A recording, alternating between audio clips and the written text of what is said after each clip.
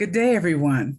Welcome to the session for this hour, Resiliency Through the Crooked Path Towards Science, Chemists with Disabilities Roundtable. My name is Paula Christopher, and I work in the Office of DEIR at the American Chemical Society's headquarters located in Washington, D.C. I serve as the staff liaison to the Committee on Chemists with Disabilities, and I am your moderator for today's session. A little bit about CWD. The Committee on Chemists with Disabilities strives to ensure that all ACS-sponsored services and programs promote and advance the full participation of students, persons with disabilities, and to promote opportunities for individuals with disabilities employed in or seeking employment within chemistry and its allied fields, supporting the ACS strategic plan. The CWD also provides and promotes portfolio of programs, products, and services to increase participation and leadership in the chemical community by individuals with disabilities, and they serve as a resource to the chemistry community, and I will say the chemistry enterprise as a whole, with references to issues concerning the education and employment of individuals with disabilities. And so, excuse me, without further ado, I'd like to introduce the speakers of the hour. First, I'd like to introduce Cherelle Bishop. She's an analytical and formulation chemist from Boulder, Colorado, and she currently works as an R&D formulation chemist at Birko Corporation. She has a Master's of Science in Chemistry from Colorado State University and completed her bachelor's degree at the University of Denver. She was born with amniotic band syndrome, affecting her hands and her feet. This has not failed to keep her from pursuing a career in chemistry. Welcome, Cherelle. Hey, everyone. Hi. Our next speaker is Ms. Michelle Cummings. She's the current chair of the American Chemical Society's Committee on Chemists with Disabilities. And the mission is to promote educational and professional opportunities in the chemical sciences for persons with disabilities.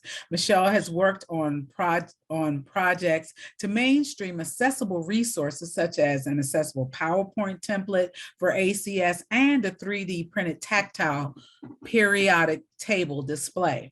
Michelle is a senior R&D leader within the hybrids, polymers, and silanes group within Dow Performance Silicones. In this role, Michelle is responsible for leading the hybrids production development group to deliver on new innovative products combining organic and silicone chemistry, differentiated advanced performance. She has been a part of the Dow National Technical Institute for the Deaf recruiting team, let me say that again. She has been a part of the Dow National Technical Institute for the Deaf recruiting team for the past 4 years after hosting an intern in her R&D lab for a summer.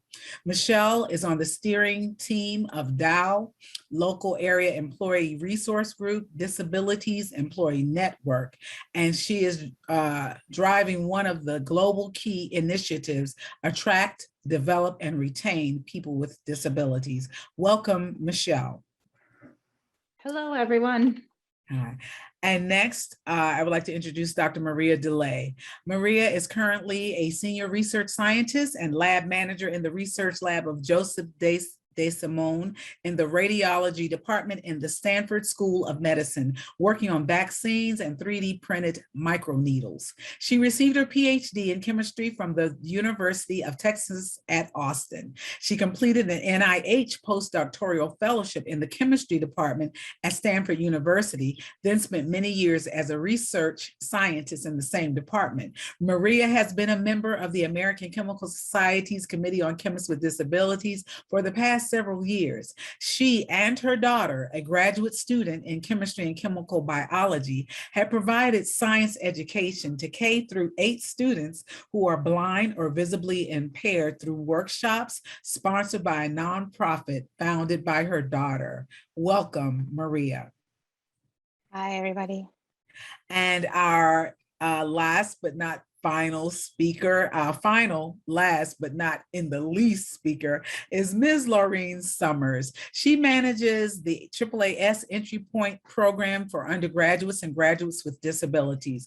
Laureen has been with the AAAS since 1992 and recruits, screens, and refers candidates for 10-week summer opportunities in industry and university research program. She advocates for students and scientists with disabilities to be a part of the STEM community and in every conversation on diversity, equity, and inclusion. Laureen did her undergraduate work at Casanova College in upstate New York and at George Washington University. Her previous work included staff positions at the Center for Independent Living and as a media specialist for the National Rehabilitation Information Center.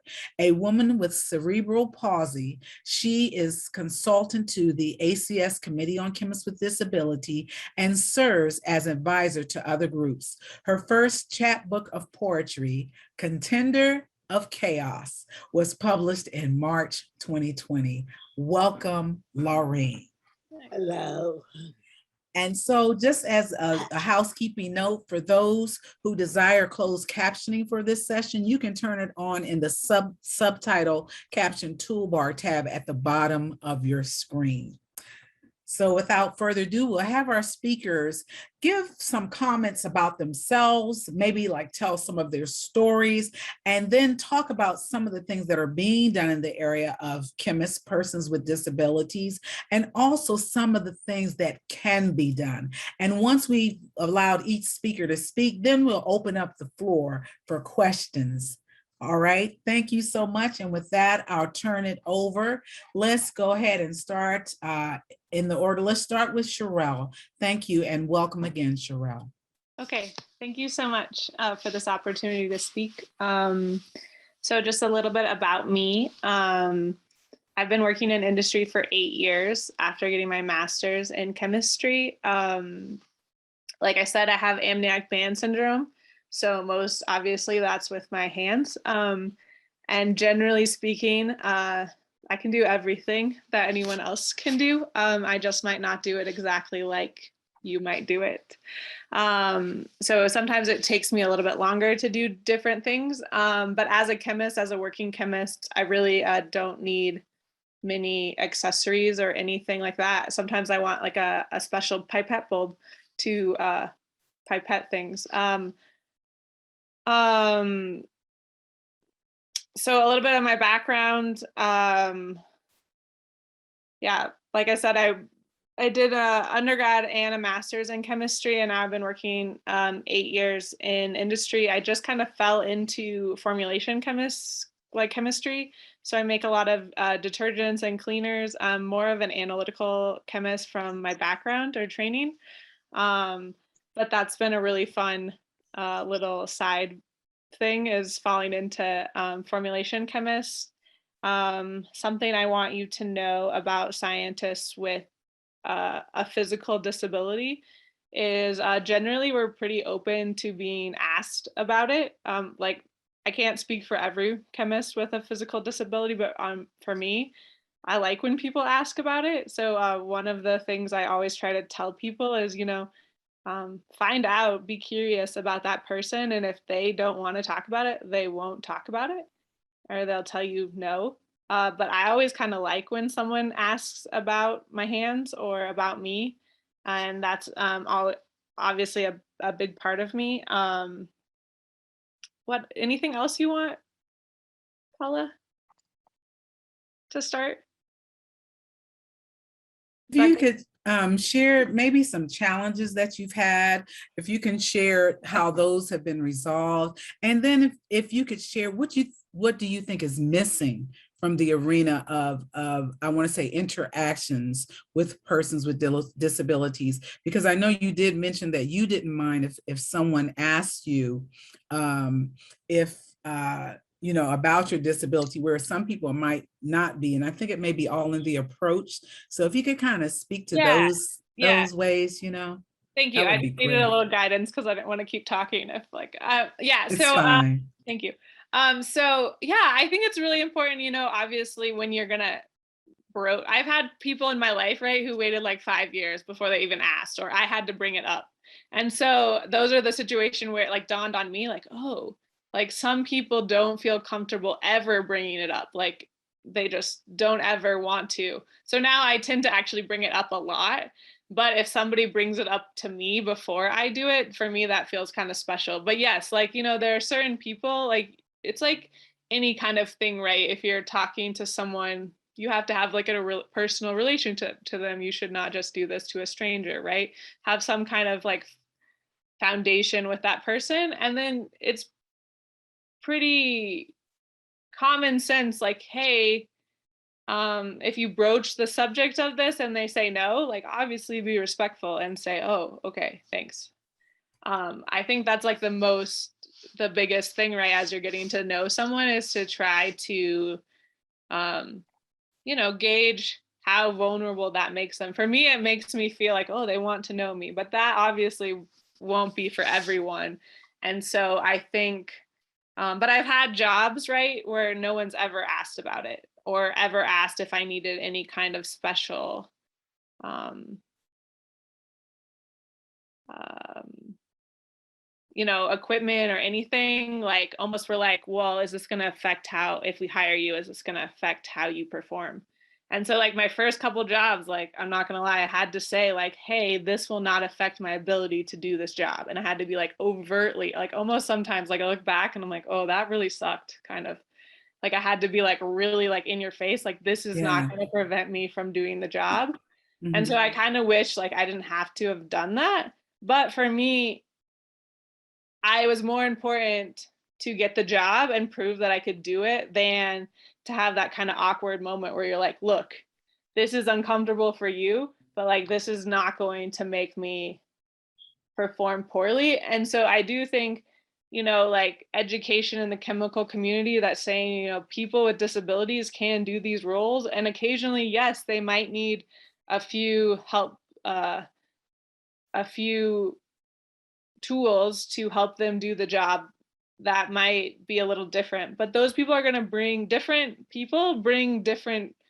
assets and different ways of Yeah. thinking. And like, I don't do things exactly like I don't really like that, but like an able-bodied person. I'm totally able-bodied, but like, but I just think through problems differently because I have to a lot of times. And so I think Mm. that extra creativity generally comes out in other areas. And I'm very creative and very good at problem solving because, well, I've had to do it for a very long time, way longer than the 8 years I've been in chemistry. I've done it since I was a little kid. Like every situation, somebody shows me Yeah. how to do something and I do it differently, but I still do it. Does that make sense? I don't know. That's Yes. probably hard. You know what? I love that you just said that. Because I knew someone who was on the committee, CWD, and this person was explaining to me how they were asked to do this task in the lab, and they had to reach this some type of equipment that was high up or something, and she figured it out how to do it. She came in early, she figured out how to do it, and then when her professor got there, he was like, "How did you do that?" And she said, "Oh, I figured it out." And like you said, that additional creativity, I want to say this, and I hope it's not presumptuous, and I hope it's not offensive to anybody, but you know, we're all created differently. So I get what you're saying, not necessarily able-bodied, but we are created differently. And we are have different thinking patterns and things of that nature. And I think the creativity that a person with a physical disability, mental disability, what have you, shows is that things can be done another way. I love the broadening of the diversity of thought. And like you said, that special creativity, that is just awesome to me. That is awesome.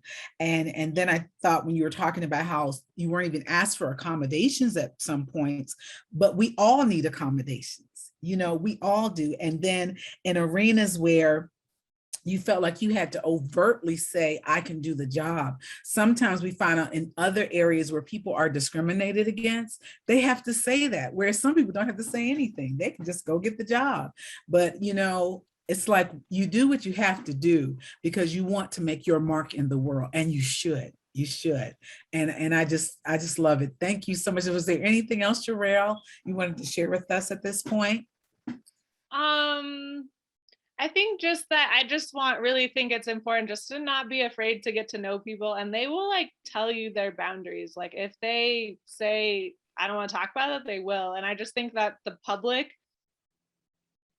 doesn't always realize that. So I guess I wanted to use my time on this panel to encourage people to like ask gentle questions, like caring Yes. questions, and you'll be surprised with the answers sometimes, I think. Awesome. Thank you so much. Thank And you. I see Greg has joined us. Greg Williams is one of our speakers. And so give me a moment here. I want to properly introduce Greg to everyone. Thank you for being here today, Greg. We're glad to have you. And so this is our final speaker at this point, is Dr. Greg Williams. And Greg received his PhD from the University of Cambridge in the United Kingdom in theoretical chemistry. His undergraduate background is in both chemistry and mathematics. Greg has been blind since birth and is originally from Northwest Indiana. He has been working with independent science since 2010, and some of his research interests are in science access, technology development, and technical Braille codes. Greg has presented papers on science access at national meetings of the American Chemical Society, California State University Northridge, Assistive Technology Industry Association, and others. He has worked for C Right Here, GHLLC, and Purdue University. He currently lives in Lafayette, Indiana, and is happily married with 2 children. Welcome, Greg. We're so glad you made it. Glad you're Thank here. you. This is the point where I hate to admit that my job is working with computers all day and I couldn't figure out a Zoom password. Well, we're glad you did. So I apologize if I'm flustered, and if also if my head is caught off in the video, I apologize for that as well. Paula, can you tell me how is my video? I was going to tell you, you're looking good. You're looking good. Your head is in the video. I do see Purdue, and you're kind of like right in the line under Purdue. If you wanted, that'll work. Your head is there. We see your face. You're smiling. So if I scoot slightly there. To your right, to your right. Yeah. To your right, you know, you're good. We see you. And so I'll give you a chance to catch your breath. And I'll give you a chance to catch your breath. And what we're doing now is each speaker is taking about 3 to 5 minutes to kind of talk about themselves and to also express some things that they feel are going well within the realm of persons with disabilities being able to be accommodated to do their jobs, and then share some things that are not going so well. And once each of you share, we'll go ahead and open the floor up for questions from the attendees. So you can have a breather, and I'll just call on the next person here. Michelle Cummings, the chair of the Committee on Chemists with Disabilities. Welcome, Michelle. Thank you, Paula.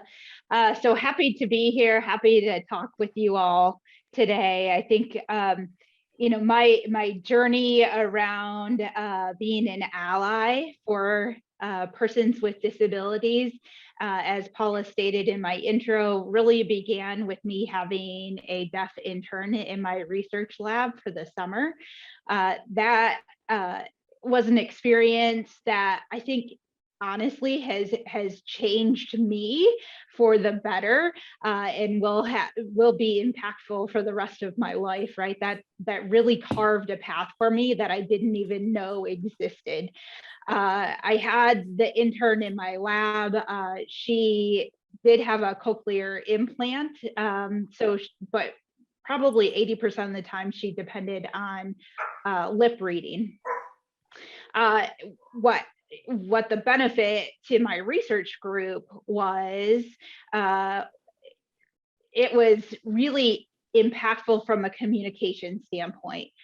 Our group got much better at, even in like a group meeting, right, taking turns to speak so that everybody can hear what's going on, making sure that we're acknowledging who is speaking at that time, really forcing us to do much more active listening and taking the time to digest what's coming at us rather than hurrying up to figure out what the next thing is that we wanted to say, right? What we wanted to get in. Yeah. And so, you know, within that realm, we saw communication get better. Our group got stronger. We got much more connected during that experience. And surprisingly, my deaf intern also, she convinced us to go skydiving. Not saying I would do it again, but it was definitely experience. She brought this level of energy and excitement and, like, I would say risk taking a little bit, right, to us, even on the personal side, that we were like, oh, this is fun. This is awesome, right? So after that experience, at Dow, we have an employee resource group called Disability Employees Network. I linked in with that group. I really started to try to understand, how do we do this better, right? I want more of these experiences. I want more of our employees to have these experiences. I want to figure out, how do we bring that energy and that unique perspective, and, you know, how do we bring all of that benefit that we felt as a group into our broader organization. And so through that Disability Employees Network, as well as kind of getting inserted into our recruiting team around persons with disabilities. Both of those things have really built a foundation for me where I am absolutely in a I feel like I have the privilege of being able to interact in some of these forums and different environments to be able to advocate for people with disabilities, and especially chemists with disabilities. All of that has built up to basically be, you know, in a position where I could be chair of the ACS Committee on Chemists with Disabilities. And I will tell you, our group within our committee, everybody is awesome. It feels like a family, and we are all there to support each other, as well as reach out within the ACS and external to the ACS to continue to expand that community and make a very comfortable, safe, encouraging place for persons with disabilities that are involved in the chemical enterprise. Thank you so much, Michelle. And I'm a witness of that committee by being the staff liaison to that committee. It is family, but they take care of business. But what I've seen different, and I'm not disrespecting any other of the other governance committees, but one thing I've seen special about CWD is that they genuinely respect and care for one another. I mean, it's genuine. It's not just a byword. They actually show it in everything they do, because the sensitivity level is so high among this unique set of people that the support is just outstanding. I have been with CWD since 2007, I think it was. And when I first came, you know, you have a tendency to want to, if you see someone who is blind, or you see someone who maybe has canes or something, you want to go over and like take their elbow, you know, do something all of a sudden. But something in me just said, just watch, just observe and see how they interact. And then once you're seeing how they're doing, then you can kind of ask questions to see how you can be supportive. And that was the most valuable lesson for me, not to just rush in on people and do something because really I feel uncomfortable, but to sit back and wait and let me observe and see how they're interacting. And that has been the greatest lesson with the Committee on Chemists with Disabilities that I've had, that have made them so endearing as people, professional people in the chemical enterprise who are doing great things. And so with that, I'll move on to Ms. Laureen Summers. And Laureen, please share with us some things that are on your heart and mind. You're on mute. You're on mute, Laureen. There you go. There goes a whole minute of my time. I'm delighted to be here. I'm Laureen Summers. I work at the American Association for the Advancement of Science. The entry point program has placed around 600 disabled students in internships. Many have gone on to become working scientists in chemistry and many other fields. My own journey, I guess it began at birth. I was born not breathing, and the story is if you don't get oxygen within the first 6 minutes, the damage begins to the motor. And in my case, the part that makes my speech a little funny. So my life has been pretty interesting. When I was 10, we moved to Puerto Rico. My parents flipped a coin, New York or Puerto Rico, and I just met an old high school friend I hadn't seen in 50 years, and we had a great reunion, and I never knew, but he said there was a group of high school boys in our class who decided to protect me from any bullying or getting hurt by anyone. And they made sure I danced at every party. And I never knew. I wondered why everyone was always so polite to me.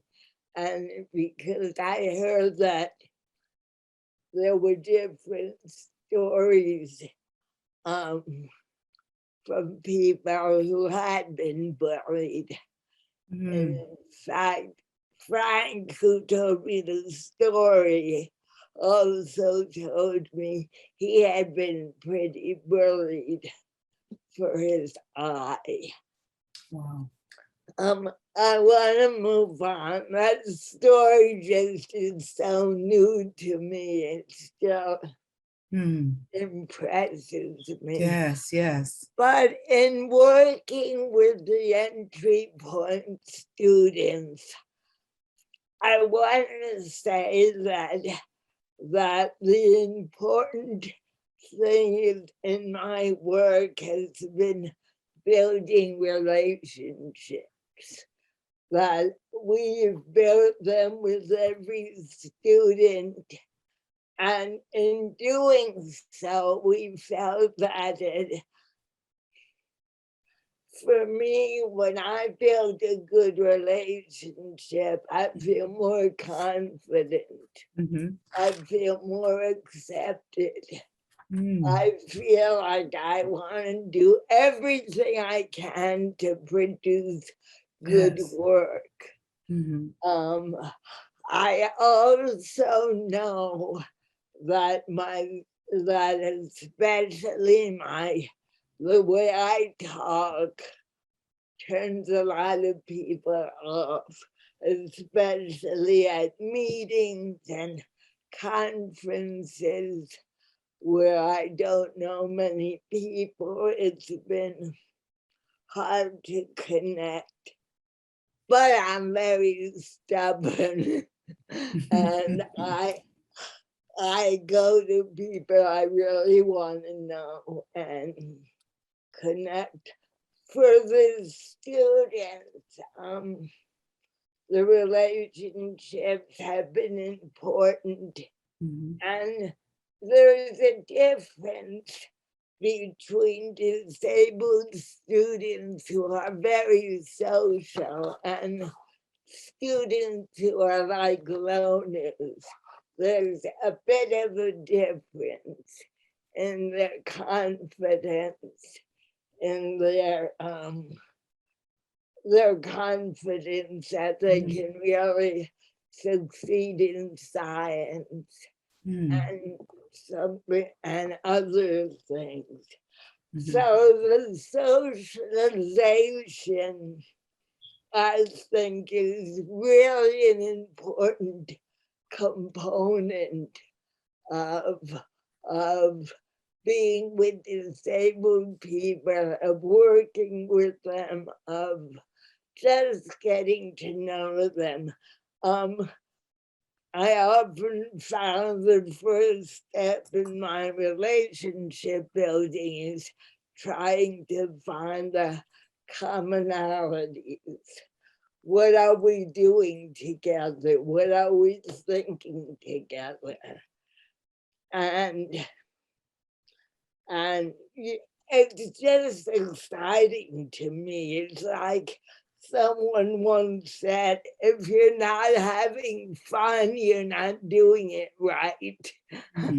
So, you know, I really try to make things enjoyable. It doesn't mean I don't get furious about myself and my own challenges. Sure. Yeah. So it's kind of a multi-layered thing. Wow. Paula, I've gone on enough. Is there anything else? No, that's great. Thank you for sharing that. I know our time is winding down, but at some point I would really love to hear more about the students with disabilities and versus the students that are just loners, what that difference is and how that socialization affects them. And really not just students with disabilities, but persons with disabilities, chemists with disabilities. Thank you so much for sharing that. I wish we had like a couple hours because it's so many questions I want to ask you guys. So I know we have 2 more speakers and I will say the time is 1:48 and I'm sorry if we are limited right now, but if we could just have a few minutes from Maria and then immediately following Maria, Greg, if you would just give us a few minutes. And I just have maybe 2 questions to ask the panel. Oh, you don't need to be rushed. I don't? We're recording, so I think this is really important. We get through what everyone wants to say. And I know that we have questions in the chat. Yes. So you guys don't need to be rushed. Okay. Peter and I are going to be here, even if a couple people need to transfer to the next session. Okay. It's recorded and they can look at this all later. So you guys take your time. Oh, Carolina, I'm with you. Yes. Okay, now I can slow down and breathe. Thank you so much, Laureen. So Maria, you have your time. Greg, you have your time. And panel, I will have a couple of questions for you all, okay? All right, please go ahead. Greg, follow immediately after Maria. Thank you for being here, Maria and Greg. Right. Thank you, Paula. I'm glad I don't have to do a speed round here. Yes. Well, anyway, hello, everybody. I'm really grateful to have this opportunity to be part of this panel. And, you know, I have to second everything that Paula and Michelle have said about CWD. It has been like one of those most amazing experiences in my life. And I'm so proud to be part of that CWD family. And my kids are part of the family, sort of. My son went to one of the meetings, so you all have met him. But you know, this panel or the symposium, I think, is really important, and it's important for us to participate in events like this so that we can build these important relationships in STEM education and in our respective fields as well, to promote, you know, inclusivity and diversity, and to help people with disabilities to navigate a landscape that, you know, isn't optimal for them, because just because it's just that the way that it is for the Mhm. moment. But you know, we want to have access, every one of us, to the same opportunities and to be treated equally. Yes. So I am a parent with 2 kids, one who was born with a disability and one who developed a disability while she was in college. So my son was born with a visual impairment as well as an orthopedic impairment. In fact, he wasn't supposed to make it to his first year, and he is now a senior in high school. Yeah, yay. Yes. And you know, there are good things. So I'm going to focus mainly on academic accessibilities to services and the experiences that my kids have had, and my experiences as a parent of a child in the K through 12 public school system, what I've had to deal with in terms of, you know, individual education plans and all of that. And I'll try to do this really quickly. I have a lot of stories, but I'll have to pick and choose.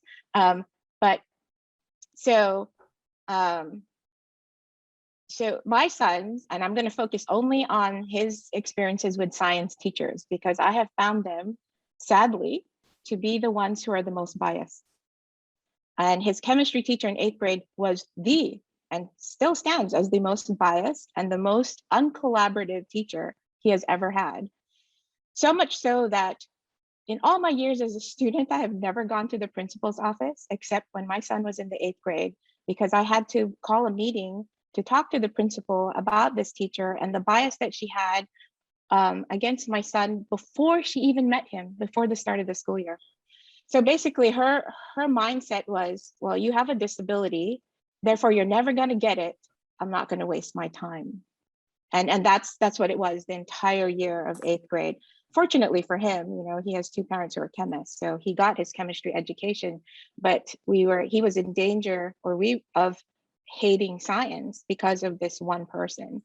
I can tell you that he doesn't hate science because he had a fabulous physics teacher last year during remote learning that has ignited his love of science, although he'll never have a career in science. He's very clear on that one. But like I said, you know, he has been introduced to the CW family in person. I talk about CWD with both of my kids because I think it is really important for them to know that they have allies, not just allies in their parents, but other people who they may never meet in their lives, but care about them as people and the potential that they have to do whatever it is that they want to do. So my son met them because he came to San Diego because I didn't have childcare at the time to the meeting, and he helped, you know, install or put up the tactile life-size periodic table. He was so excited about that. But that's really, and one of the things that my son actually shared with me not too long ago was an advocacy situation that he was in. So he's part of a 4-student team in his physiology class, and they have this text thread going. And one of the students was bullying another student. And so my son quickly said, hey, you know what you're doing isn't right, and that you need to apologize to the student the next time we're in class. And so this student actually realized that, yeah, I made poor choices. And so he did apologize. Now the student who was bullied said to my son, no one has ever stood up for me before. And that she was so thankful. So, you know, all 3 of them learned something that day that's so valuable that they're going to bring to, you know, the rest of their lives. And it's going to inform the kind of relationships that they have with other people. And I'm hoping that this, you know, like flies through his high school, because he was just at a senior event the other day, and he's started a dialogue with his principal because if you're a visually impaired student at an event in the evening, no way are you ever going to be able to navigate through the campus by yourself. So he told his principal, I said, you know, we've had all of these presentations on diversity, inclusion, and respect. Can we make it actionable instead of just being people in a classroom listening to someone talk to us about these values. So hopefully that goes somewhere and he'll leave his mark before he graduates. Then my daughter, she was diagnosed with cancer when she was in her sophomore year. And so now she has developed a disability that she needs accessibility for. So when she was an undergraduate at Villanova University, she was very reluctant to go and get help because, there's a stigma associated with having to admit that you have a disability and therefore you need extra help. But, talk to her about CWD and all the amazing people that are there, and that it is not a stigma, right? It is who you are, embrace who you are, and then go get your help. So she did what she learned, and it didn't dawn on her until just the other day, now that she's a second-year grad student at Harvard, was that all of the accommodations and the conversations that she had with the people at Villanova, so much better than what she has now. So it's not equal across colleges and universities, but I think that what makes Villanova unique is that they don't just have an office of accessibility. They have a student-led group called Level. Their full title is Level the Playing Field, that actually addresses these issues, right? Their discomfort in talking about disability, their discomfort in interacting with people with disabilities, what they should do. So instead of going to the Office of Accessibility, she went to Level, and then they pointed her to all the right places to go. And she said it was so easy to get her accommodations. And the other thing that Villanova does, and I think it's very important to be visible, is that the largest Special Olympics event in Pennsylvania and is held at Villanova. And this is the largest student-run Special Olympics event in the world. And when they say they're going to do this, they mean it, and they have full participation by the majority of students that they have. I even participated last one year. I flew over there when she was a sophomore, and my son went with me and we participated.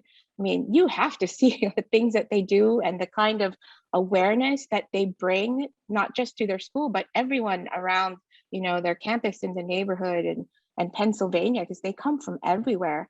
So when, Cherelle mentioned communication is really important, ask. Yes. And I think that the bottom line is that communication is one of the most important weapons that we have to, bridge any gaps that exist in this area. And Michelle talked about being an ally. So I'm an ally. I'm a parent, but I'm an ally, and I'm an ally to all the kids that I've met that my kids know. And Laureen talked about socialization and how it's important, right? Just to create a group of people that is very diverse. Yes. I had a conversation with a PI the other day about, how he had challenges when he gave a talk by Zoom. Part of his slides weren't shown while he was talking and he didn't realize it. I said, hey, you know what? Let me tell you about not seeing your slides. I said, one of the things that we have to do as, presenters who don't need much accommodations in the kind of accommodations we're talking about now, is that we have to realize that there could be people in the audience that need you to be much more descriptive about your slides, because that's what he had to do when he realized that they weren't on the screen. And, again, communication is very important because, you need to ask who is out there in the audience that would need accommodations, right? I think that we don't ask, or if we do, it's in the fine print.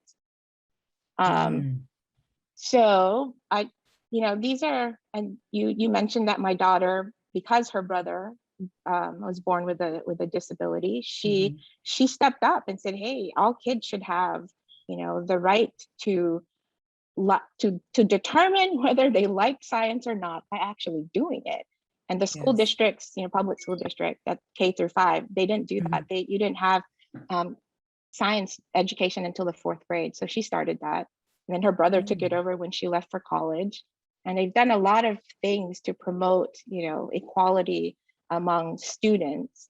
But I think that everything that they learned while they were growing up has now become something that is helping them to make even bigger changes than they could when they were little.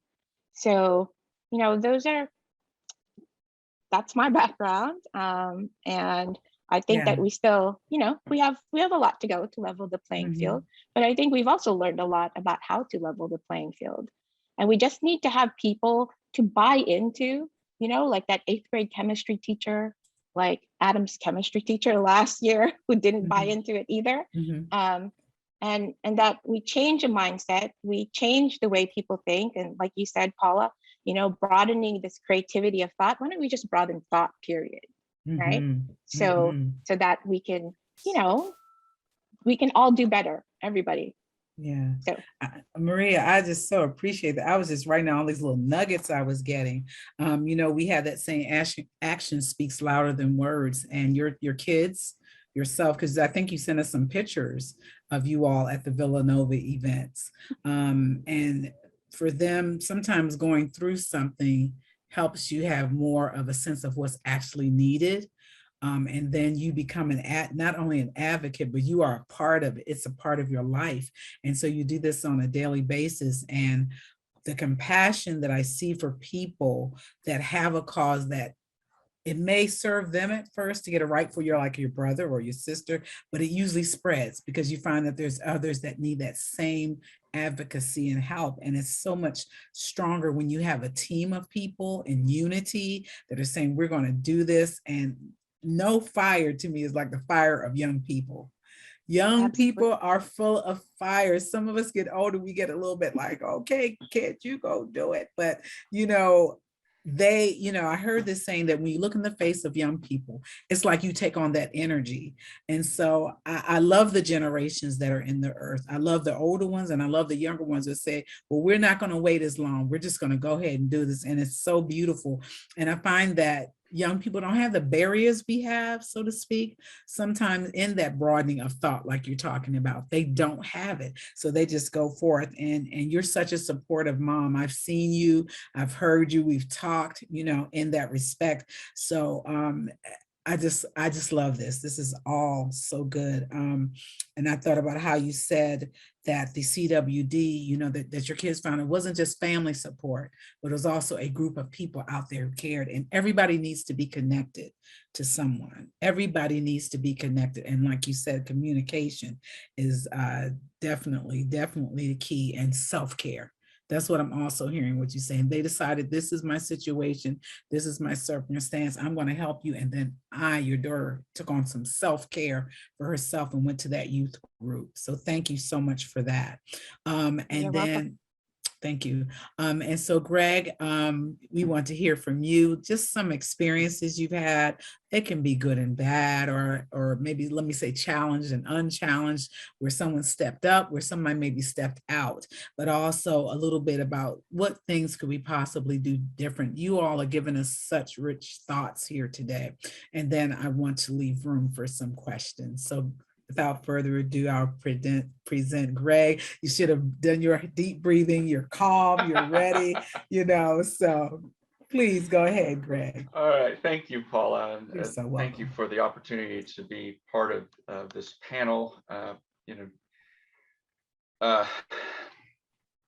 Promoting and advocating and developing students who are blind, well, students with disabilities, and integrating them into the STEM workforce is something that I think I caught when I came in, you know, some of the discussion about one of the things when you have a disability, you automatically have to be a problem solver, right? That's part of just life, because things aren't done, you know, the world is not built for you. And so as a blind student, or as a blind person, you know, or any other disability, it's always, you know, part of your daily life is, how do I get around this thing that wasn't necessarily designed for me? So I was born with glaucoma, and by the time I was 5, had only limited light perception. So I went through all of my schooling basically totally blind. And I was one of the very fortunate ones. I happened to have a very good teacher of the visually impaired, and also parents who were willing to advocate and also to set expectations. So, you know, there's two parts to this, right? Part of it is, especially from the parents' point of view, one is not allowing teachers to hold low expectations for the students. But secondly is, you know, training our children, training, you know, and encouraging people whom we meet that have low self-esteem or low self-expectations to raise their expectations. I wasn't allowed to get by with having low expectations of myself. But what that meant, though, was that, and okay, so I'm going to touch on a little historical thing here. So when I was in school, the way in particular for visually impaired students, if you were blind or visually impaired, vision impaired, you went to one elementary school in the district and to one middle school and high school. And so that meant that our TVI was at the elementary school half a day and at the high school half a day. And the same teachers interacted with her all the time and interacted with her students. And so when it came to science courses, one of the stories I remember is my calculus teacher, my senior year, came to Mrs. Wilkening before school and basically said, how is this going to work? He was a nervous person to begin with, and the idea of having a blind student in his class, he'd never taught a blind student before. How is this going to work? And she just told him, you know what, you relax and you just teach and it'll all work out. I'll be there to help if need be, but it'll be fine.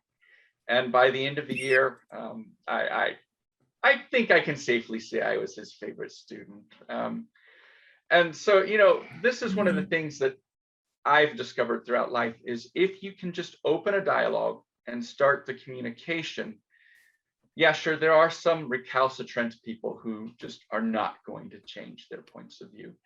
But a lot of times, you know, what you find is it's more that people who seem to be standoffish or whatever, it's that they're nervous, they're scared, they don't want to mess up, they don't want to do something incorrectly. And so sometimes as the disabled person, you have to kind of take that first step and just say, hey, you know, I mean, the way I worked with my professors was I'd email them before the semester and say, I'm going to be in your class. You know, can we sit down and talk and figure out how to make everything work? And I would say, okay, what are your concerns? What are your, you know, these are the things I can see that might be issues, and these are how I've dealt with them in the past and how I would propose to deal with them.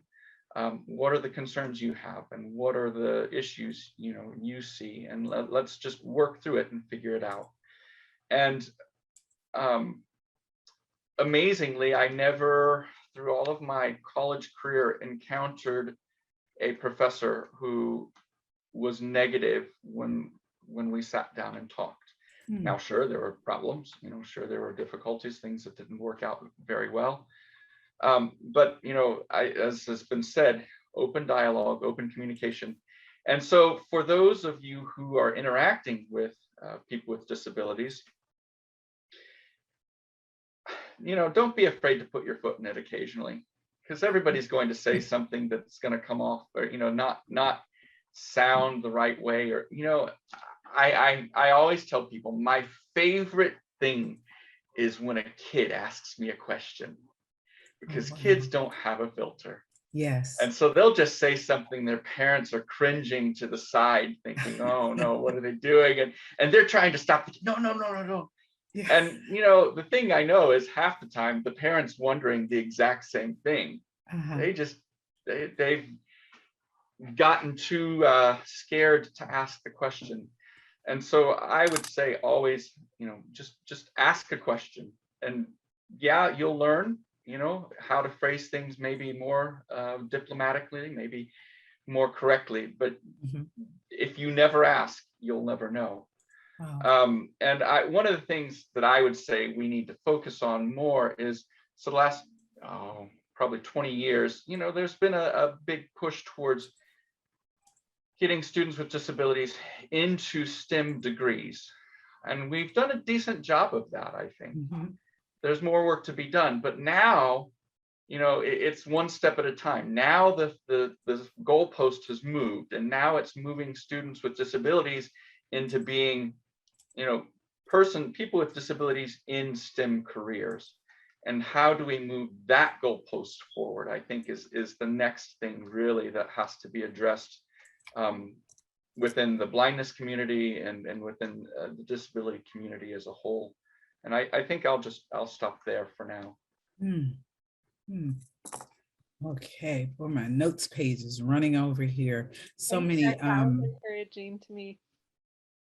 Go ahead. Go ahead. Somebody was saying something. I'm sorry. No, I just said that was, thanks, Greg. That was really encouraging to me to hear your perspective. That was great. Yeah, that was good. Thank you so much, Greg, for that. That really like powerful tidbits. It was like explosive with some of the I want to say the rationality and it even, you know, sometimes not feeling so imposed upon because you know that people have questions. And I think it's as with anything else when we communicate with people, if we come forth sincere, it makes a difference than if you come forth like with a bad attitude or trying to be belligerent or in a bullying type mode. It makes a difference. And I think that's kind of what you were saying, Cherelle. I don't mind people asking if you really sincerely want to know, you know, and tying and also to what Greg was saying, sometimes people are afraid. They don't know how they'll be perceived. They don't want to come across as, you know, being mean, or sometimes they don't want to come across as being ignorant. But as you've all just so wonderfully, I kept starring it on every page that I had a note, is that communication is so key. It's how we say what we say. It's not always just what we say, but how are we saying it? Are we being respectful? Are we being kind? Are we being compassionate? Are we just being very interested to know, you know, how things work or how people work in whatever condition they're in? So I appreciate all these standpoints and perspectives that you all have. And so I want to ask you all a few questions that we have. And first of all, I want to just give you a couple of the comments. You guys are, first of all, let me say my hat is off to all of you all. Just in these few moments, you guys have shared so much that's causing me to think differently, because I saw this thing about a chief learning officer, and I said, that's what I need to strive to be, a chief learning officer, that I'm always learning all the days of my life, because we don't have it all. We don't know it all. And when you get knowledge, it's like eating good fruit. You know, you learn how to do some things better. And I think one thing you were saying, Greg, about, you know, you can't always change everybody's minds. And I always like to couple the minds with the heart, because when things happen in our hearts, not trying to be too philosophical or ooey gooey or feely, touchy-feely, I guess people say, but in order for the minds to change, something has to get down into the heart. And I find that when you learn to respect and have compassion and passion for people, you can adjust, you can learn so much better when your head and your heart is clear. You can learn how to make adjustments in your own thinking. In diversity, a lot of times we say, you know, you got to do that self-examination, you know, and you can, even in midstream, be thinking one way, you say, no, but I heard this. Let me see how that goes, and try to operate and begin to take some action on what you know to be a working practice, as Laureen would say, not a best practice, but a working practice. See, I've been listening, you all. So let me first give you all a couple of comments that we got. One was, this roundtable is so necessary. And I'm saying it like that because there's 4 exclamation marks behind it. This roundtable is so necessary. And the other comment was, this session is great and so impactful.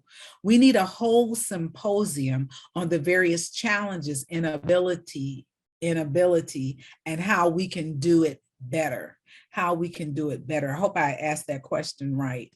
from the attendee that wrote that. But basically, you know, so many challenges, but we're also hearing you all are giving some resolve, some resolutions to some things that may have not been done correctly. So, all right, you, the panelists, get yourselves ready. I have some questions for you. And so I'm going to start here. It says, where do we start? I don't see many people with disabilities pursuing higher education. I truly believe that is lacking support from the higher organizations / universities. Most of the chemistry labs that I've been to, it's not accessible. How can we dismantle those barriers as a community to embrace / welcome everyone? And you all can take a you know, give thought to that and give an answer, and let's just see some of the resolve that can come out of that. Thank you all. Paula, can I take a stab at that one first? Sure, please, please. All right, awesome. So where do we start, right? I mean, for this to be successful, we absolutely have to continue to pursue the cultural shift that needs to happen. And so how do we do that? This roundtable is a great example of that.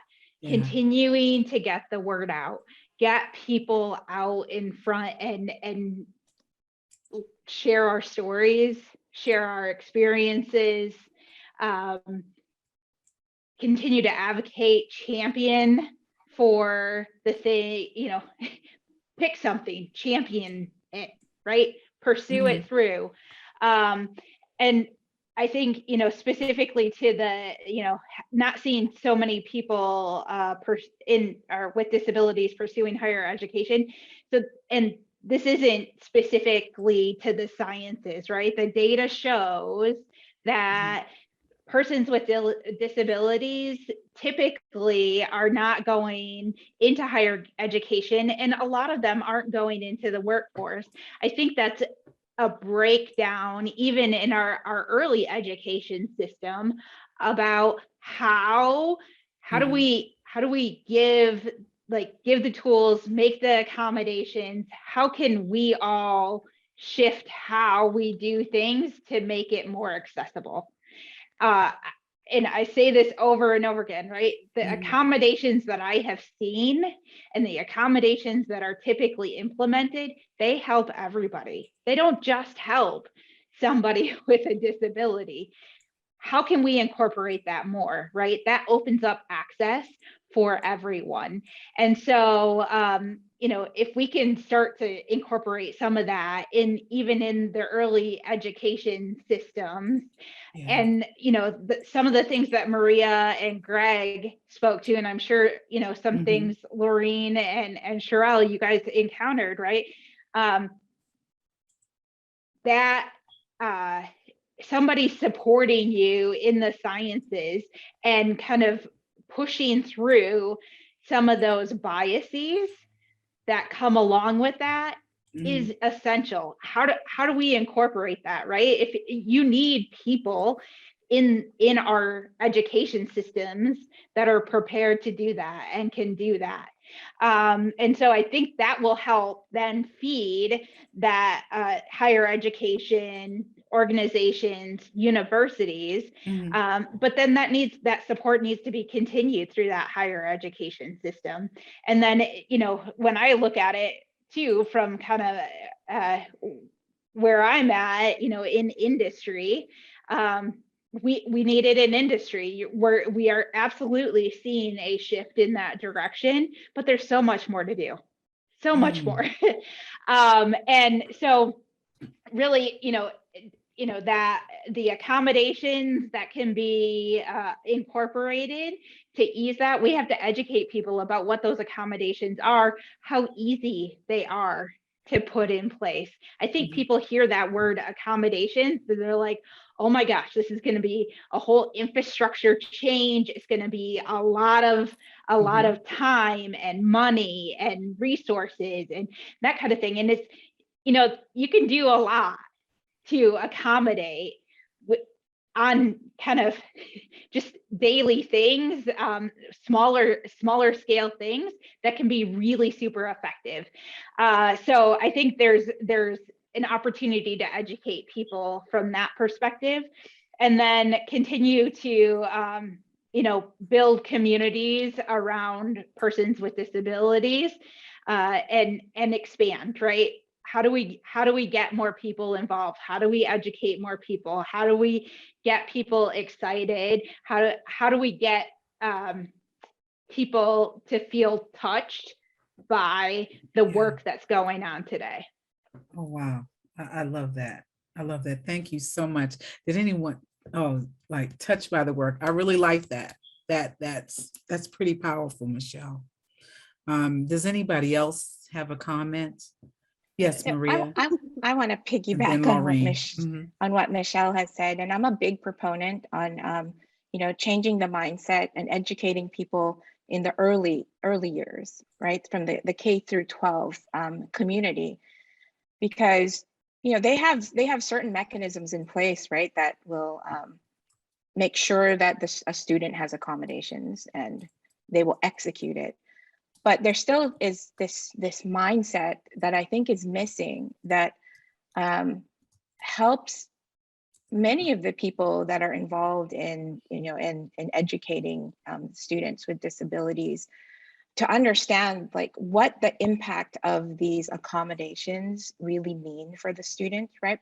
Mm-hmm. The ultimate goal, at least that's what I believe, of all of these accommodations when you're in K through 12, is to get that student to become as independent as that student can possibly be, right? You want them to move on with their lives, and and to feel confident that they can do whatever it is that they dream of doing. And but that mindset, it really isn't there. I think people are following, this is the law, this is what we legally have to do, mm-hmm. These are the mechanisms, we will go through it, we fill out this paperwork, we have these meetings. But what do all these things really mean? And I think that there needs to be a big shift, like Michelle mentioned, mm-hmm. In these communities. And I don't think that there are people who have taken these things, and the things that they do come from their heart, like you said. And so mm-hmm. There are accomplishments that have been achieved, but unless you have everybody thinking in a different way, that there's a warm body at the end of all this paperwork, and that you are really advocating and supporting this person and not a mechanism, I think it will be better, and people will they'll be more open-minded about higher education. I think if you start at the bottom, right, mm-hmm. and then they all move and feed their way into industry or into higher education. I have a story, and it didn't become relevant until now, when my mm-hmm. son was a baby.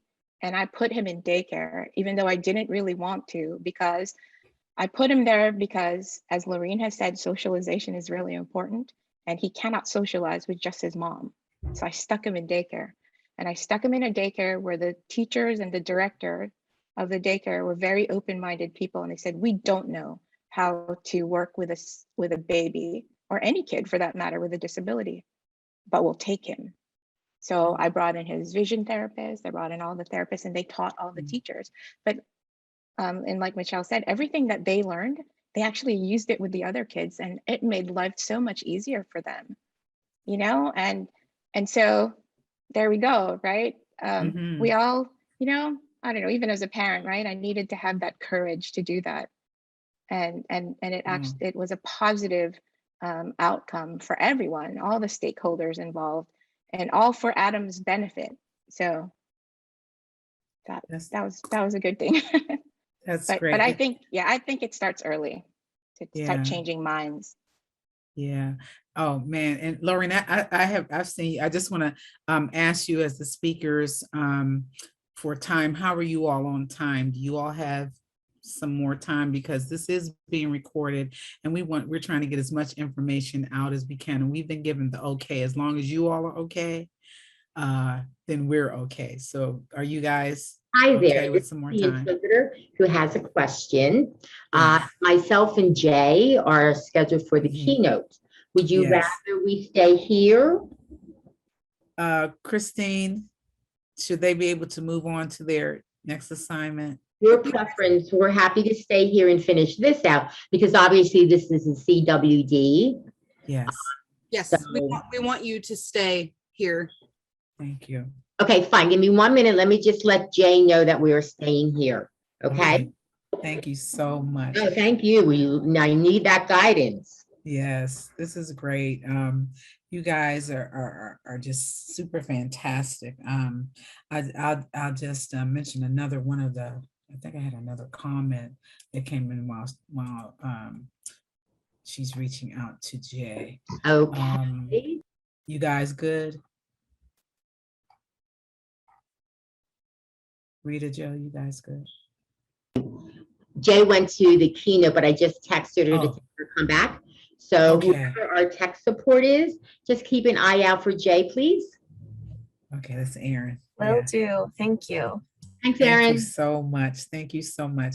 So I'll stop here and Laureen, if you can, and maybe I'll just read the question again just for sake of the recording.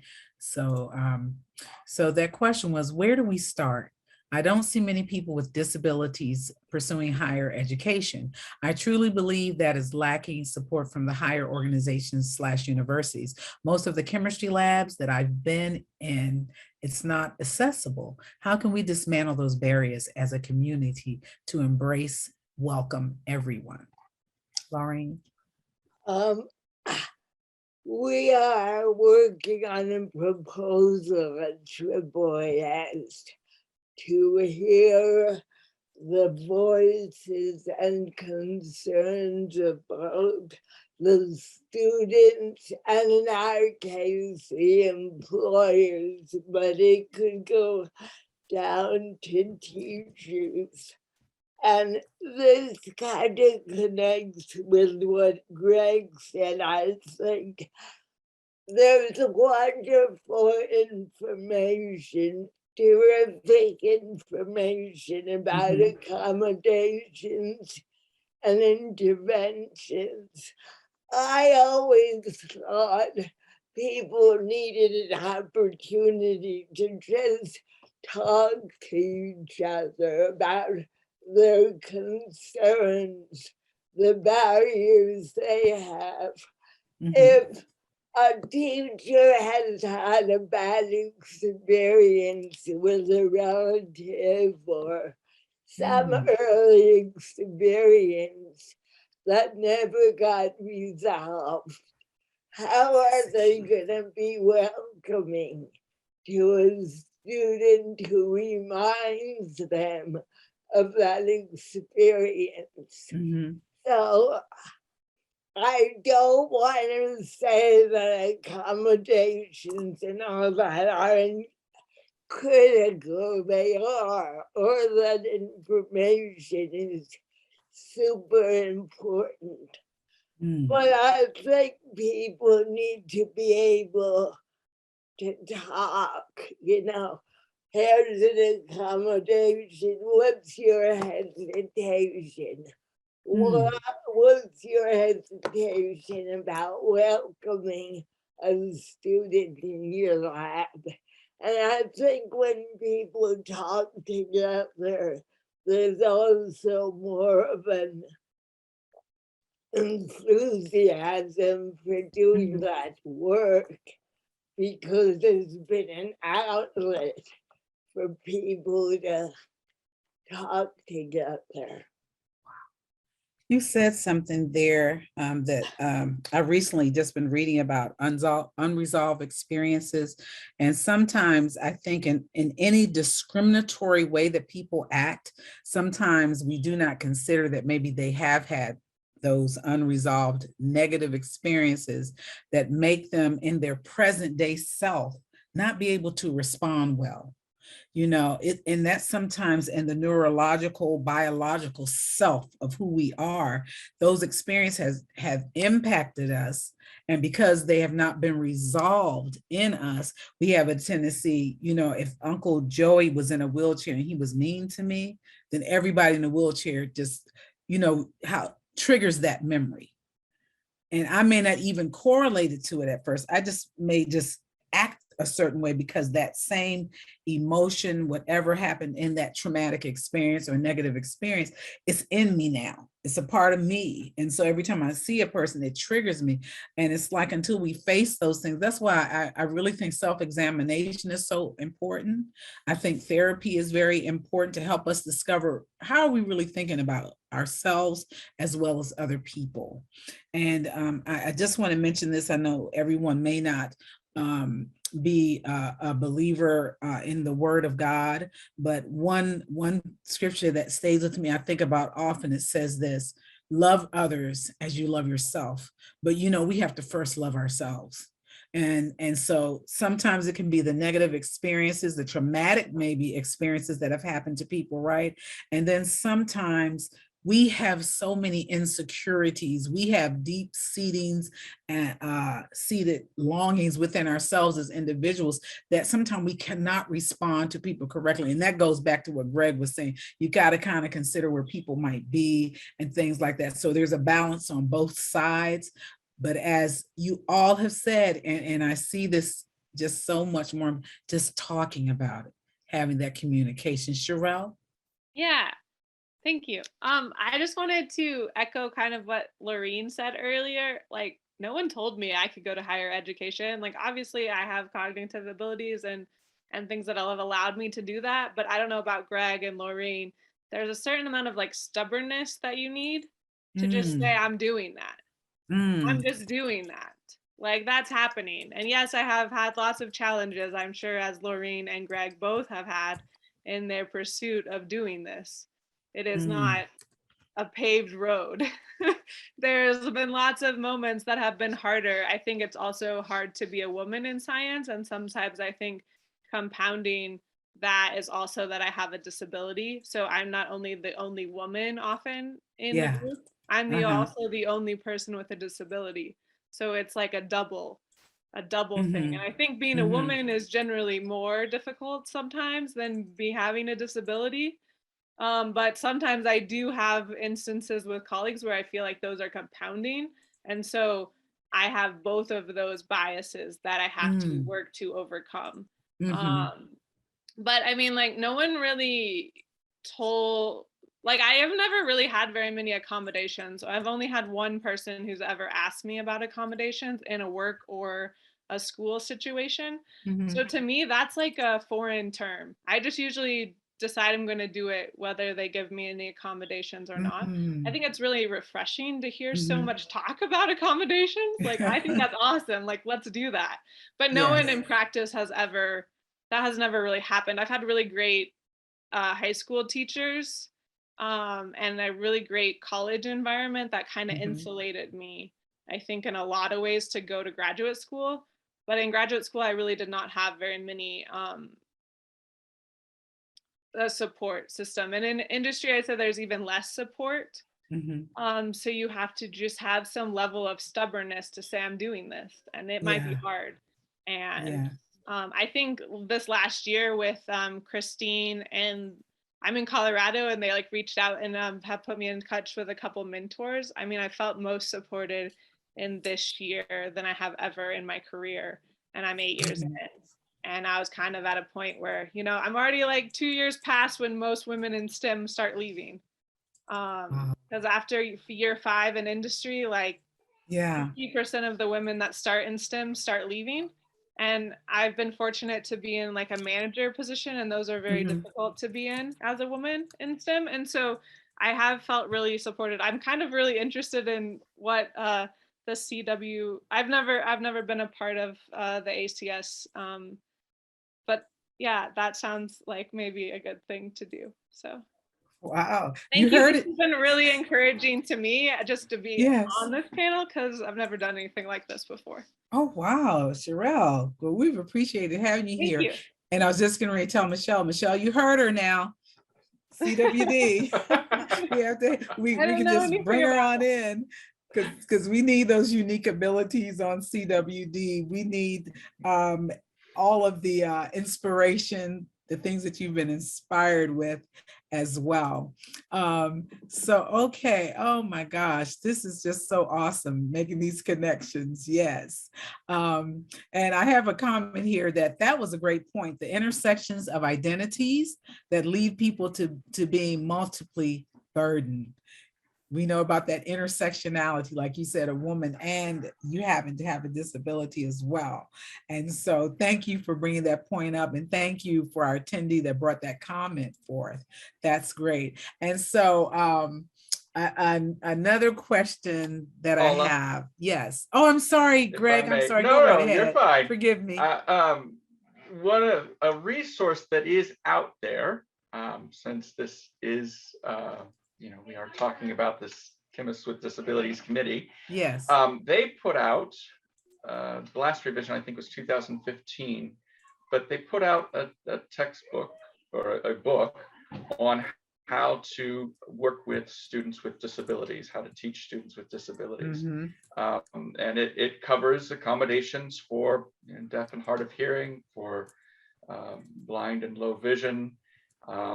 And it's been a while since I've looked at it, so I'm not going to tell you all of the categories that that it covers, but that's a good place for a practical thing. That's a good place to start. Mm-hmm. If you are, an instructor, a lab instructor, or a lecturer. The other thing is, one of the things that I think happens a lot is it's only when people start to see that what we now term accommodations, mm-hmm. right, are useful for the broader public. Yes. Part of science, right, is everybody goes through science, everybody goes through lab courses, and everybody does the procedure the exact same way, right? It's just the way things are in science. It's received from on high, and this must be the way it's done, or at least that's what we mm-hmm. think. And part of I think increasing students with disabilities and people with disabilities within industry as well is coming to the realization that just because this is the way it's always been taught, or this is the way it's always been done, doesn't mean that is the only way that it can be done, and in fact not necessarily the best way. And so what happens when you start, there's been several mentions of instances where people have found out from working with someone with a disability that in fact the things that help that person actually help everybody else. Yes. And I think, this is the realization that we're going to have to kind of get to, is that, the idea of universal design, yes. The idea of broadening the ways that we think of engaging people is really better for everyone. And I'll give the obvious example of curb cuts, right? This is, yes. Yeah. How often is the person using a curb cut someone that is using a wheelchair? Right. Not real frequently. Right. And so, I think it's a paradigm shift of just realizing that, I forget who it was, but that mentioned the fact that, accommodations often are not expensive. And so it's getting past this idea that, this is going to take a lot of time, this is going to take a lot of money, and getting past the idea that, well, I've always taught it this way, so this must be the way I have to teach it. Mm-hmm. Once we can get people to think out of the box a little bit more, that's, I think, the first thing to changing hearts and minds, is getting people to realize that it doesn't just have to be done this way. Yeah, and taking the fear out of it, right? Again, we're talking about not understanding or not knowing what to do, how to do. We've included in our diversity page on ACS, we're starting to include more resources about developing events around persons that have disabilities, giving them a guide as to what to do when you're setting up your event, about having your ASL interpreters and having your CART transcriptionist. We're starting to delve more into the area. People are starting to ask more questions along those lines. And we get a lot of requests for what do we use, or how do we find a vendor that we can use at our meetings. So I think there's an uptick in a sense of those whose minds and hearts are being like changed and saying, okay, this is not as difficult as we thought. And I think the more we provide that communication, education, and also selling this true fact that the universal design, that when you make those changes for persons with disabilities, those adjustments, they're really universally designed to help everyone. As we've said in the CWD meetings, even though I may not be hard of hearing, even though I may not be deaf, but when I see that the scripting of the CART, the transcriptions, Michelle has said this too, sometimes I might be thinking about something else, but when I see it go across the screen, I'm like, oh yeah, right. Or I was getting ready to write down something, somebody called my name and I turned away, but when I look back at the screen, then I said, oh yeah, that's what I was getting ready to jot down. So it's a great tool. And I think if people are open to it, it can really help change their lives, because that's what STEM is supposed to do. Chemistry is supposed to do, transform lives, right?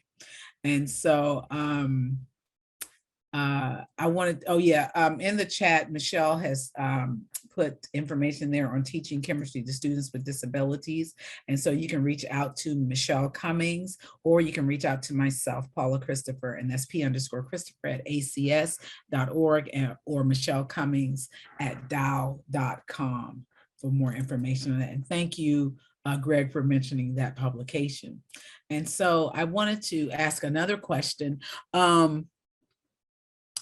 We've done a better job of getting students with disabilities into undergrad STEM programs. No, that's not the question I wanted to ask. I'm sorry. Let me come down. What kinds of accommodations are useful to those who have disabilities, and how can I be more aware, conscientious in my life to be more inclusive? Anybody want to take that on or start our conversation, I will say. I guess, yeah, I'll take a quick stab at it. I guess, okay. What we found in incorporating either, students or professionals into a lab environment is it's really important to have an understanding of within your structure, what type of possible accommodations can you readily implement, but at the same time, have that conversation with the individual. Typically, persons with disabilities, they've found ways to, as I think Cherelle and Greg and Laureen have already talked about, they've found what works for them. So talk to them, ask them, what works for you? What do you need? And I think it's one of the comments that I put in here. And I think Cherelle, when you were talking, it really kind of solidified that for me again, is, we need to continue to ask people whether they have disabilities or not. We should be saying, what do you need from me to make you successful? How can I help you be successful, right? And having I guess one thing that I have found, even in like interviewing students, right? I can't come out and say, do you have a disability? Right? I mean, legally, I can't say that. What I can say is, for this interview, is there anything that I can do to make this more successful for you? That opens the door for a conversation for them to say, this is what I need. And Michelle, I want to say this, isn't that a question you would ask anyone that you were hiring? I do. Right? Isn't that so? And it's interesting, right? Because when I ask that question, I always preface it with, you've probably never heard this question before. And it might take it might seem a little odd, but in this interview process, is there anything that I can do to make this more successful for you? It usually throws most of them for a loop, but but I think, you know, it opens up that door for conversation. Yes, yes. Anybody else have a comment before I go to the, go ahead. I would just say most people with a disability, I don't want to speak for everyone, right? But we just want the opportunity, right? So you don't want someone to see, like in my case, a physical, it's there. Like you don't want them to see that and then like eliminate you from said pool and like not even talk to you or like give you that opportunity, that chance, because like likely you will surprise them. Like I surprise people often, all the time. And I don't say that as like a pride thing. Like it just, people don't expect, they're not sure what to expect, I think, honestly. Like they reasonably just don't know. And so I think visibility, right? That's one of the reasons why I wanted to participate on this panel, was to say, look, I have a disability, I am working. So that's important for other people with disabilities to see, because I've never seen, or I keep researching chemists with disabilities. There are not very many. I don't know any. So, and maybe there are like wheelchair. I have found people in wheelchairs that are chemists, but so I think, you know, like what, like a larger conversation in our society is talking about visibility. You know, we want to see African Americans in positions of authority. We want to see Indian Americans. We want to see just different diversity in different positions. And I think in chemistry, often it's mostly white. White. And so I think, you know, seeing somebody doing that is important for others to follow, right? I didn't really see anybody. I just was like, I'm going to do this. But I think mostly we just want an opportunity. And I think if I were asked Michelle's question, I would just say, I don't need anything. Like often I don't really need any additional support. So that would be even like a hard question for me to answer, because I don't like to try to tell somebody, oh, I'm going to need like a lot of extra support, because I guess maybe there's some fear that they're going to then penalize me for saying I need support. But I think we bring a lot of different skills just due to how we've had to come up in the industry, you know, up in science. You just, like, I love Greg's comments, because that's like really encouraging to me, just hearing his perspective. Like it's really, really encouraging. I got a comment for you, Cherelle. It says, Cherelle, thank you for your willingness to participate. And I wanted to add to that, saying I appreciate your transparency as well about how you're thinking when you're approached, or when you go into that atmosphere where you're trying to get employed or what have you, and having to ask those questions. And as you said, being bold about some things, because you're like, I'm not gonna take no for an answer, basically. And I really appreciate that you stepped up. And another comment I have, the explosion of the virtual environment has really changed the mindset of we have always done things this way. The environment is ripe for change. And also it says the virtual environment has also highlighted what has worked and what still needs to be done. That's one of the other comments. So this is just really invaluable, and I don't want to take up too much of your time, but I have a couple of more questions. Okay, all right, I got a time limit here, so I do want to move on. I'm glad somebody got your audio back. Great. Michelle, you're back on. Maria, you're back on. Rather, thank you so much. I'm glad you're here with us. And just a couple of more questions. And would you all be willing, if I sent you the additional questions, just to have an answer, because we may be able to send something, I guess, to attendees. Maybe Christine can let me know that we can still get some answers to some other questions that were not asked. Yes, would you all be willing to do that? Oh, we can, Christine? Also start a community discussion board. Awesome. Maria started one, or someone on this panel did, so we can just kind of tag in on there. Great, great. So I'm just going to ask, and this is a question that came in, and I was going to ask this question too. What kind of mentoring services are provided by CWD for its members? Or if it's not just CWD, does anyone know of any mentoring services around persons with disabilities? So hopefully my audio's back all the way. You can hear me on mic too. Okay, Yes. perfect. So yeah, I wouldn't say that through CWD, we don't necessarily have a like formal mentorship program.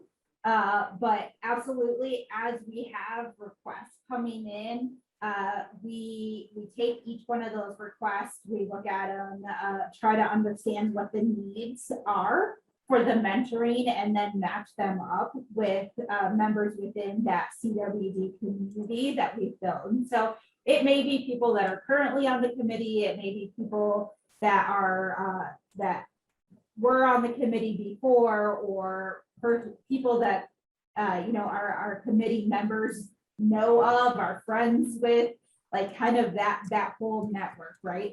And so we definitely try to match people up as much as possible. But again, it's not necessarily a formal type of mentorship.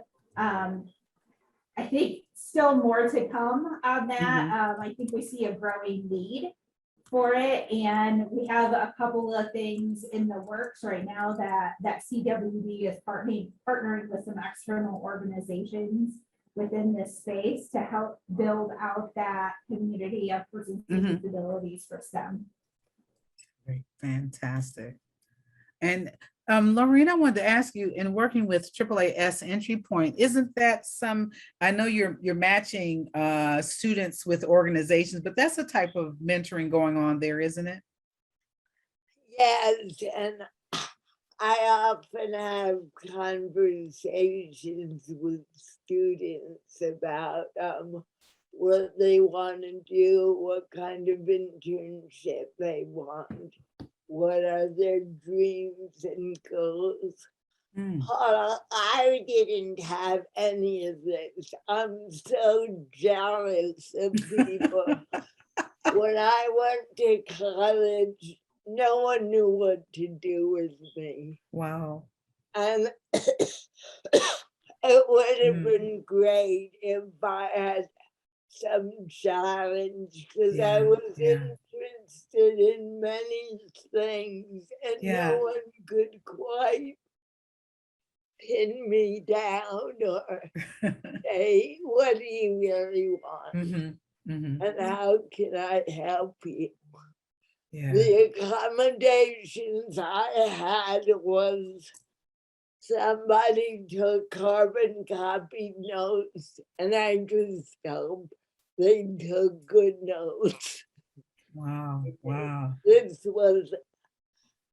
I am 74 years old, so this was a long time ago. Wow. Well, I know our time is coming to a close, and I hope I haven't shut anyone down. But you guys, we could really go on with this. This is so enriching, and this is what people need to hear. And I'm glad this is being recorded for further consumption.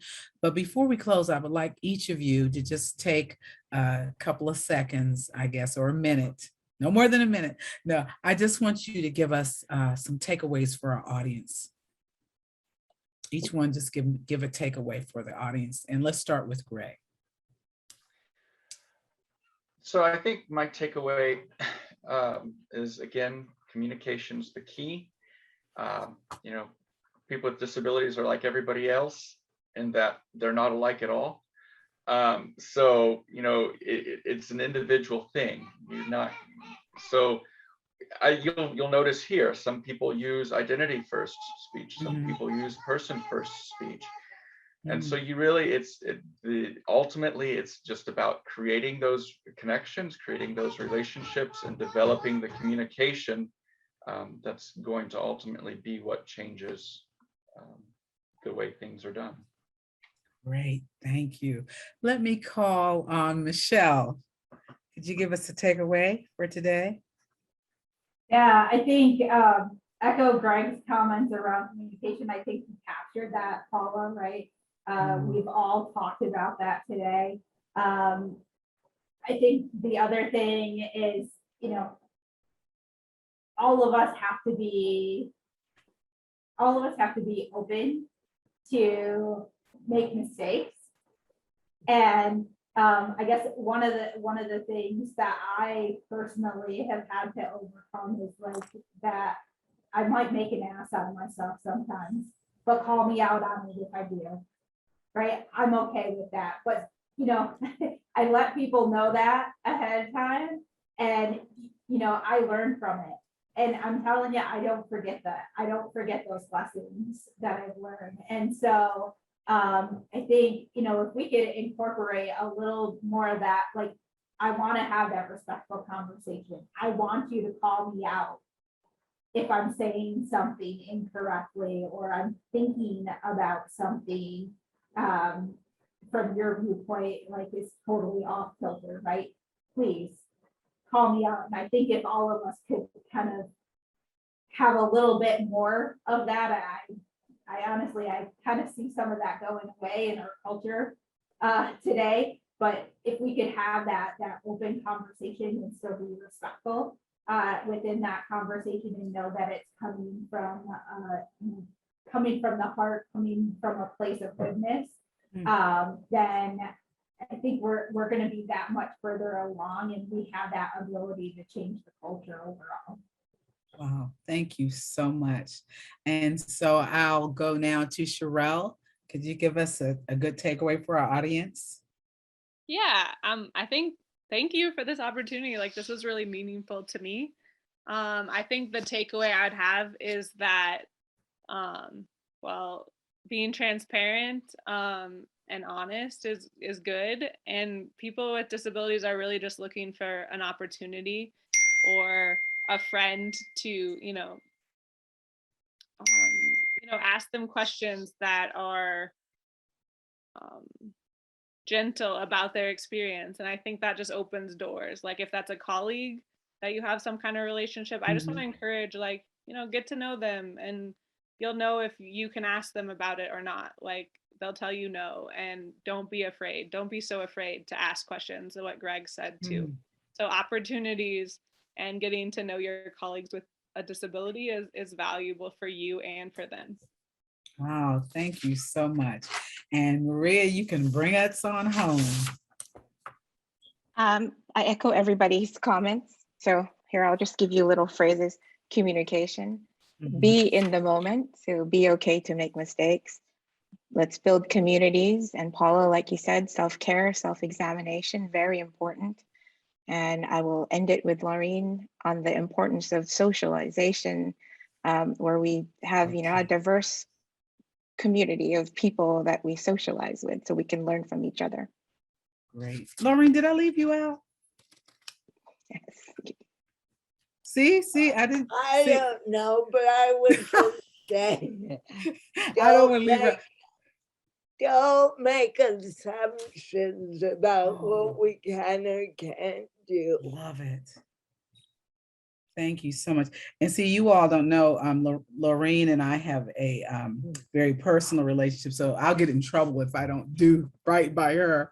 You know, she'll let me know. Like she says, she's very forthcoming. And so, yeah, but really, I love her. I love you all. Cherelle and Greg, I didn't have a relationship with you all, but I so appreciate you all giving your time. What you shared has been invaluable. And again, I want to say this has been so enriching. Another comment that we got was, thank you all for such an empowering and informative panel session. Those are strong words. Thank you all for such an empowering and informative panel session. And so for those that I already had relationship with Michelle, Maria, and Laureen, this is always a pleasure to work with you all. So now I've gained some new friends, Cherelle and Greg, and I want to offer you, if you need anything from us in the Office of DEIR at ACS, please look us up, look me up. You know, if there's anything that I can do to help you all, I am there. And this is not just a byword or just for a recording. This is from my heart and my mind, because I can always learn so much, you know, and I know and I like to offer to be able to help just as much in any way that I can. So with that, I'd like to thank Christine Skaggs and all of her team, Erin, tech support. Cool girl, thank you so much. Our interpreters, our ASL interpreters, Jay and Rita Joe, and also we had our card transcriptionist, and I don't have her name right in front of me, but I want to thank her for being here to make all of this possible. We must do this again, Christine. This has been an invaluable platform that you've given chemists with disabilities, persons with disabilities, students with disabilities, and just advocates and allies, and then people who don't maybe understand some things. You've given us a great platform to present all of this. Thank you so much. Thank you. Thank you so much for the kind words. Paula, I should have had you moderate every session. You were wonderful. Oh my gosh. Definitely special thanks to you. Thank you. We did have some questions. I made a community forum called Continued Discussions from the CWD panel. We had several questions. So if any of you are interested in giving a take on that, you can head on over to the community board.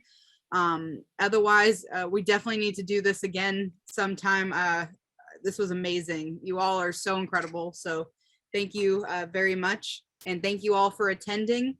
We have a couple of sessions left in Predict, so hopefully you'll be able to stick around. Otherwise, have a good rest of your day, and hopefully we'll all be in contact again soon. Thank you. Thank you. Thank Have you. a great day, you all. Bye. You too. Bye-bye. Bye.